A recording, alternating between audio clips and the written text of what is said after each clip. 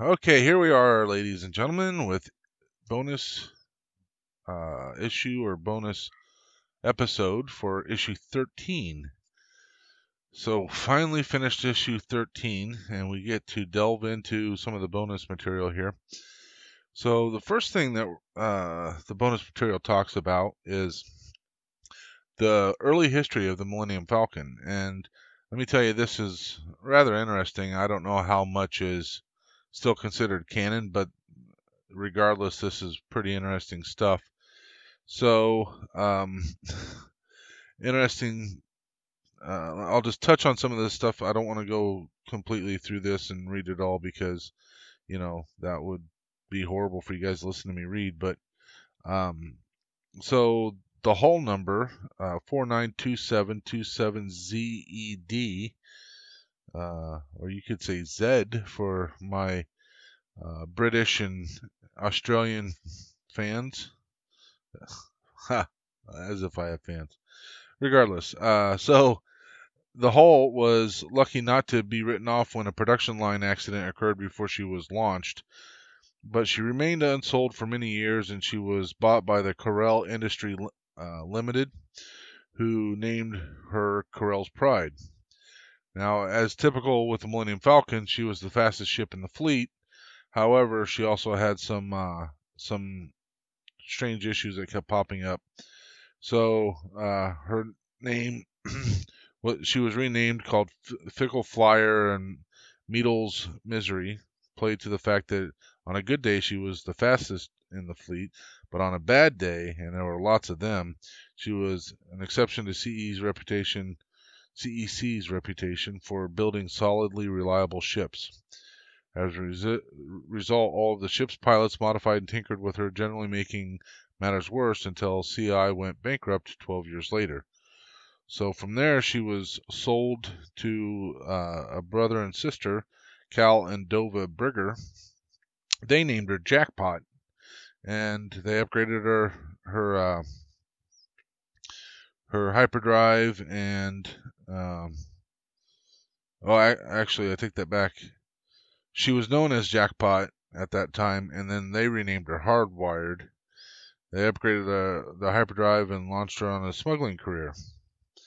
Both the kids, the brother and sister, died, unfortunately, and she was then renamed the Wayward Son, became the property of a Republic group that was doing some loyalist work, and because they didn't like the way Supreme Chancellor Palpatine was ruling the Galactic Republic at the time.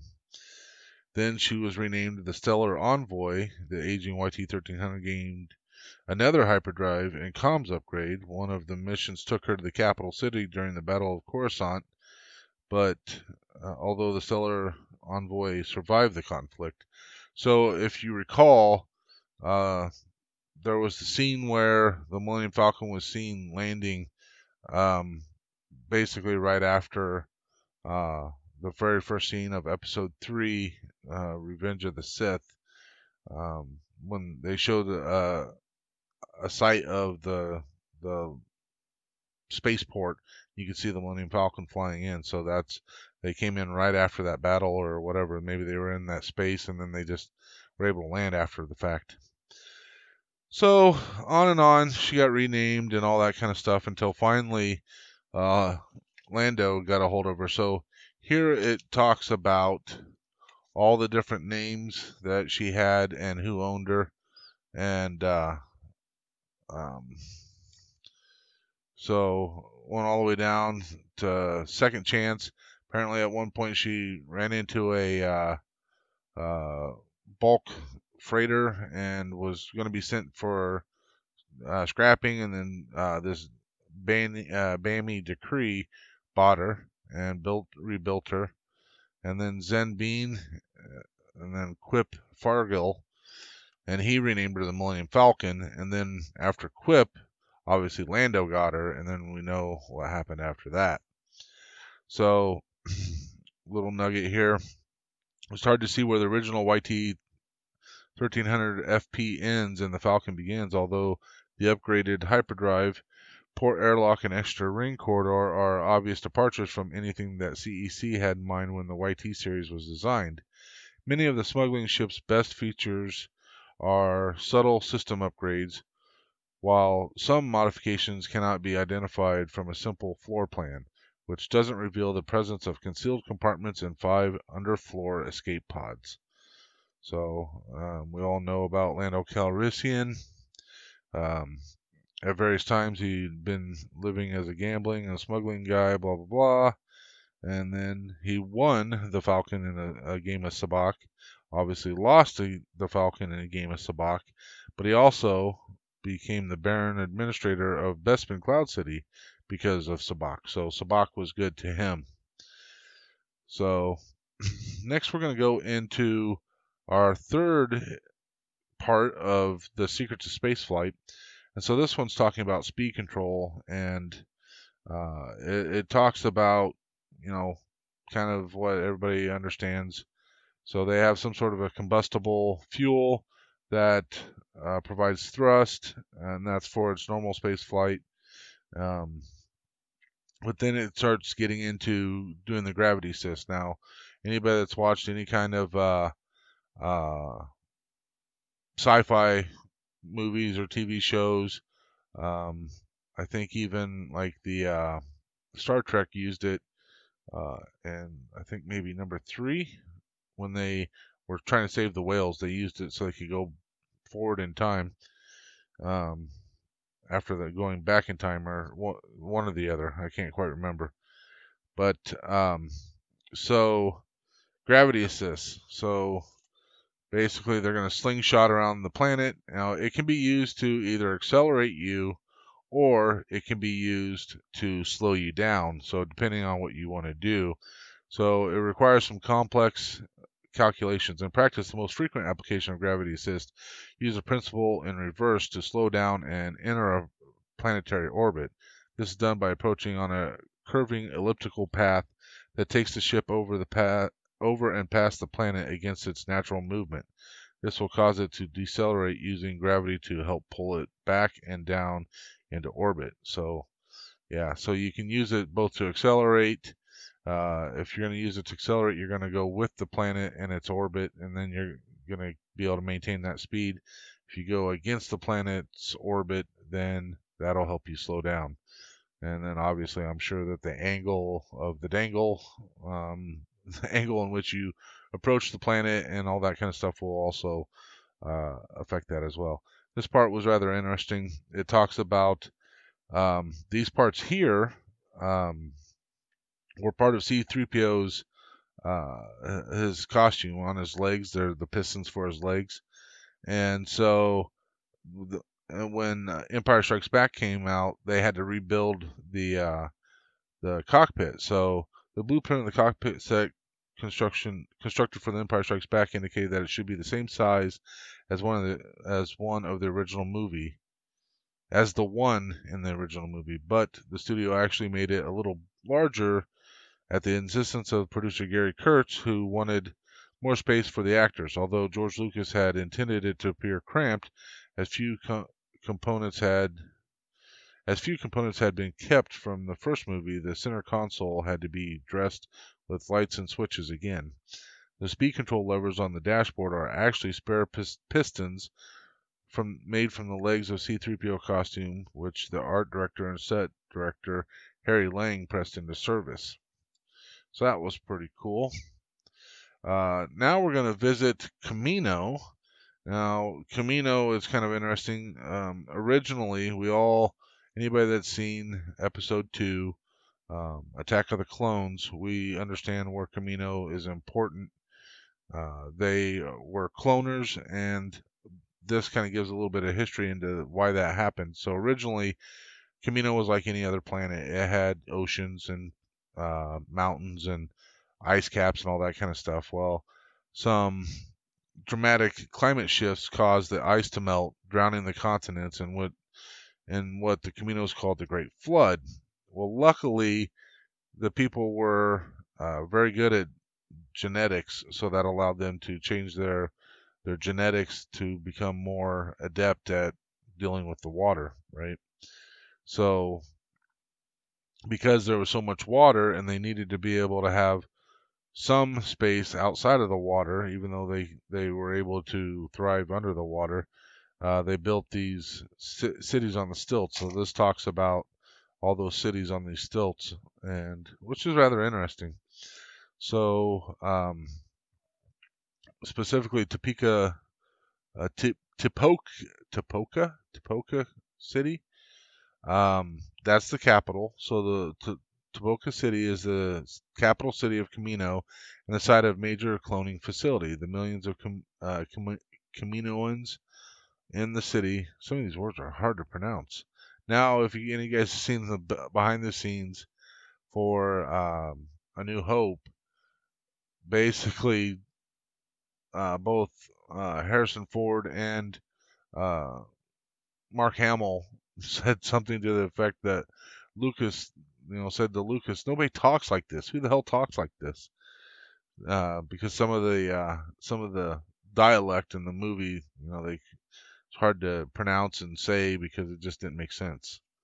Only a handful live in the city, which has no public space, and most of the workers travel in from the numerous satellite cities situated around the cluster of stilt structures that form the heart of the city. The only living quarters are the apartments that house the senior political and military staff and a group of cloning scientists who stay on a rotating basis. During the creation of the Old Republic's clone army, the bounty hunter Jango Fett, who was the template for the clones, lived there with his clone son Boba Fett.